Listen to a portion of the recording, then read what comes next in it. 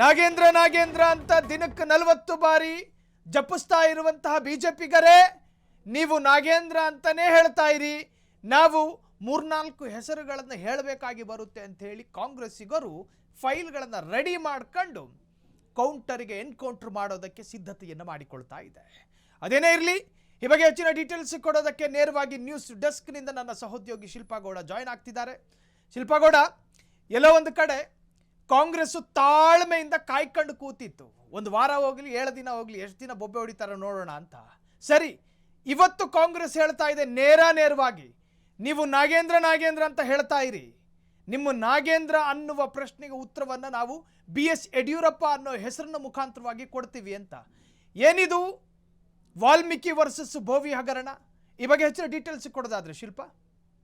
Exactly Sahil, BJP versus Congress, Valmiki ಹಗರಣ versus ಈಗ ಬೋವಿ ಹಗರಣ.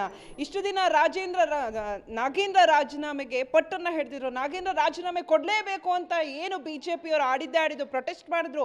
ವಿಧಾನಸೌಧದ 3 ಕಡೆಗಳಲ್ಲಿ ಮುತ್ತಿಗೆ ಹಾಕಿದ್ರು, ಅಹೋರಾತ್ರಿ ಧರಣಿ ಮಾಡಿದ್ರು. ಈ ಕಡೆ ಕಟ್ ಮಾಡಿ ನೋಡಿದ್ರೆ ಫ್ರೀಡಂ ಪಾರ್ಕ್ ಅಲ್ಲಿ ಅವರ ಬಿಜೆಪಿ ಕಾರ್ಯಕರ್ತರು ಅವರು ಕೂಡ ಪ್ರೊಟೆಸ್ಟ್ ಮಾಡಿದ್ರು. ಒಟ್ಟಿನಲ್ಲಿ ನಾಗೇಂದ್ರ ಅವರು ರಾಜೀನಾಮೆನ ಕೊಡಲೇಬೇಕು ಅಂತ ಬಿಗಿ ಪಟ್ಟನ್ನ ಹಿಡಿದಿದ್ರು. ಇನ್ನೇನು ಪಾದಯಾತ್ರೆ ಮಾಡೋಕ್ಕೂ ಕೂಡ ರೆಡಿ ಆಗಿದ್ದಾರೆ.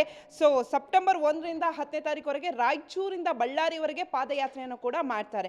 ಸೊ ಇಷ್ಟೆಲ್ಲ ಮಾಡಬೇಕಾದ್ರೆ ಕಾಂಗ್ರೆಸ್ ಕಣ್ಣು ಮುಚ್ಕೊಂಡು ಕೂರುತ್ತಾ? ಇಲ್ಲ ಅಲ್ವಾ. ಕಾಂಗ್ರೆಸ್ ತಾಳ್ಮೆಯಿಂದ ಕಾಯ್ತಾ ಇತ್ತು, ಏನಾದರೂ ಒಂದು ಅಸ್ತ್ರವನ್ನು ನಾವು ಕೂಡ ರಿಟರ್ನ್ ಬಿಡಬೇಕಲ್ಲ ಅಂತ. ಈಗ ಅದೇ ಅಸ್ತ್ರ, ಬಿಜೆಪಿಯ ಅಸ್ತ್ರಕ್ಕೆ ಈಗ ಕಾಂಗ್ರೆಸ್ ಪ್ರತ್ಯಸ್ತ್ರ ಏನು ಗೊತ್ತಾ? ಬೋವಿ ಹಗರಣ. 2021ರಿಂದ 2023ರವರೆಗೆ ಆ ಕಾಲದ ಅಂದರೆ ಆ ಒಂದು ಟೈಮಲ್ಲಿ 187 ಕೋಟಿಗೂ ಅಧಿಕ, ನಿಯರ್ 100 ಕೋಟಿ ಬೋವಿ ಹಗರಣ ಆಯಿತು. ಆ ಹಗರಣದಲ್ಲಿ BS ಯಡಿಯೂರಪ್ಪನವರ ಹೆಸರು ಕೇಳಿ ಬಂದಿತ್ತು. ಅಂದರೆ ಆ ಹಗರಣ ಆಗೋ ಟೈಮಲ್ಲಿ BS ಯಡಿಯೂರಪ್ಪನವರು ಇದ್ರು, ಶ್ರೀರಾಮುಲು ಇದ್ರು. ಸೊ ಇವರೆಲ್ಲರ ಹೆಸರು ಈಗ ಬೋವಿ ಹಗರಣವನ್ನು ಮತ್ತೆ ಮುನ್ನೆಲೆಗೆ ಕಾಂಗ್ರೆಸ್ ತಂದಿದೆ. ಆ ಹಗರಣದಲ್ಲಿ SIT ರಚನೆ ಮಾಡಬೇಕು ಅಂತ ಬಂದಿದೆ.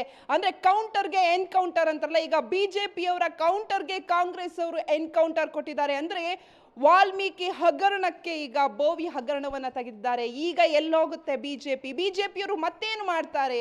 ಸೊ ನಾಗೇಂದ್ರ ರಾಜೀನಾಮೆಯನ್ನ ಕೊಡಿ ಅಂತ ಹೇಳಿ ಪಟ್ಟು ಹಿಡಿತಾರ, ಅಥವಾ ಬೋವಿ ಹಗರಣದ ಬಗ್ಗೆ ಇವರ ಕಾನ್ಸಂಟ್ರೇಷನ್ ಹೋಗುತ್ತಾ ಏನು ಅನ್ನೋದು ಈಗ ಸದ್ಯಕ್ಕೆ ಕಾದ್ ನೋಡ್ಬೇಕು ಸಾಹಿಲ್.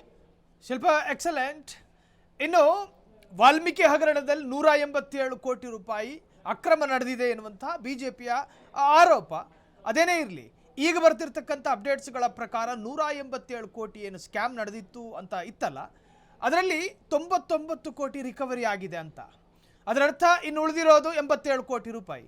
ಆದರೆ ಬೋವಿ ಹಗರಣದಲ್ಲಿ ಕಾಂಗ್ರೆಸ್ ಹೇಳುವಂತೆ ಬೋವಿ ಹಗರಣದಲ್ಲಿ ಸುಮಾರು 97 ಕೋಟಿ ಹಗರಣ ಆಗಿದೆ ಅಂತ. ಹಾಗಾದರೆ ಇಲ್ಲಿ ಲೆಕ್ಕ ಹಾಕೋದಕ್ಕೆ ಹೋಗಬೇಕಾದ್ರೆ ಬೋವಿ ಹಗರಣದ ಕೌಂಟೇ ಜಾಸ್ತಿ. ಸೊ ಹೆಂಗಿರ್ಬೋದು ಅಂತ ಮುಂದಿನ ಡೆವಲಪ್ಮೆಂಟ್ಗಳು? ವಾಲ್ಮೀಕಿ ಹಗರಣವನ್ನ ನೋಡಿದಾಗ, ನಾವು ಬೋವಿ ಹಗರಣ ಎರಡನ್ನೂ ನೋಡಿದಾಗ ವಾಲ್ಮೀಕಿ ಹಗರಣಕ್ಕಿಂತ ಬೋವಿ ಹಗರಣ ಜಾಸ್ತಿನೇ ಇದೆ. ನೀವು ಹೇಳಿದಾಗೆ 187 ಕೋಟಿ ನಿಯರ್ ಹೇಳಿದ್ರೆ, ಅದೆಲ್ಲವನ್ನ ಇದು ಮಾಡಿದಾಗ ನಾವಿವಾಗ ನೋಡಿದಾಗ 87 ಕೋಟಿ. ಈಗ ಬಂದಿರುವಂತಹ ಮಾಹಿತಿ ಪ್ರಕಾರ 90 ಕೋಟಿಗೂ ಅಧಿಕ ಇದೆ ಅಂತ.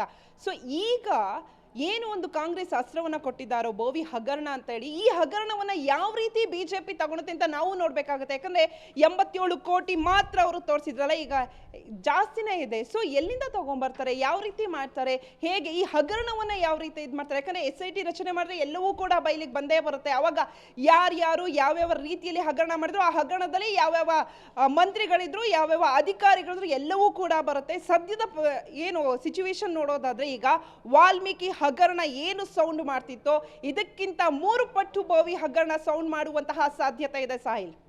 ಥ್ಯಾಂಕ್ ಯು ಶಿಲ್ಪಾ, ತಮ್ಮೆಲ್ಲ ಡೀಟೇಲ್ಸ್ಗೆ. ನೋಡಿ, ಸಮಜ್ದಾರೋಂಕೋ ಇಶಾರಾ ಕಾಫಿ ಹೈ, ಬುದ್ಧಿವಂತರಿಗೆ ಕೈ ಸನ್ನೆ ಸಾಕು ಅನ್ನುವಂಥ ಗಾದೆ ಇದೆಯಲ್ಲ. ಕಾಂಗ್ರೆಸ್ಸಿಗರು ಆರಂಭದ 1 ವಾರ ಕಾಯ್ಕೊಂಡು ಸ್ವಲ್ಪ ವ್ಯವಧಾನವಾಗಿ ಕೂತ್ಕೊಂಡಿದ್ರು. ಎಷ್ಟು ದಿನ ಎದ್ದು ನಿಂತು ಕೂಗಾಡ್ತಾರೆ ನೋಡೋಣ ಅಂತ.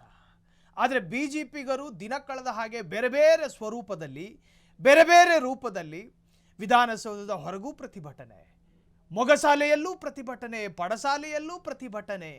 ವಿಧಾನಸೌಧದ ಎಷ್ಟು ಕೋಣೆಗಳಿದಾವೋ ಅಲ್ಲೆಲ್ಲ BJP 60ಕ್ಕೂ ಹೆಚ್ಚು MLAಗಳು, JDSನ 17ಕ್ಕೂ ಹೆಚ್ಚು MLAಗಳು, ಜೊತೆಗೆ BJP MLCಗಳು, ಜೊತೆಗೆ JDS MLCಗಳು ಎಲ್ಲರೂ ನಿಂತುಕೊಂಡು ಒಂದೇ ಒಂದು ವಾಕ್ಯ ಕೂಗಿದ್ದು, ಅದೇನು ಅಂತ ಕೇಳಿದ್ರೆ ನಾಗೇಂದ್ರ ರಾಜೀನಾಮೆ, ನಾಗೇಂದ್ರ ಘೇರಾಫ್, ನಾಗೇಂದ್ರ ಚಲೋ, ಇದಲ್ಲದೆ ಮತ್ತೊಂದಿರಲಿಲ್ಲ.